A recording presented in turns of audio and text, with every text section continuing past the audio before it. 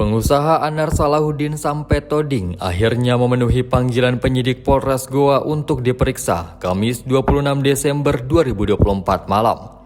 Ia datang menyerahkan diri setelah namanya disebut sebagai investor atau donatur kasus uang palsu produksi kampus UIN Alauddin Makassar.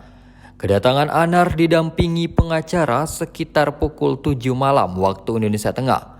Ia datang dengan menggunakan kaos berwarna putih dan dipadu jaket hitam, serta menggunakan topi hitam. Nama Anar sebelumnya dikaitkan dengan pembuatan uang palsu di kampus UIN Alauddin berdasarkan pengakuan dari Muhammad Syahruna, usia 52 tahun, salah seorang tersangka yang lebih dulu ditahan di Mapolres Goa. Syahruna merupakan orang yang pertama kali membuat uang palsu tersebut di Jalan Sunut 3 Makassar. Rumah tersebut diketahui merupakan milik Anar Salahuddin sampai toding. Informasi lain menyebut Syahruna berkomunikasi dengan Anar melalui orang dekat Anar, John Biliater Panjaitan, usia 68 tahun, yang juga kini telah ditahan di Mapolres Goa. Syahruna berperan memproduksi, menjual, dan bahan baku yang digunakan dari Anar Salahuddin sampai toding.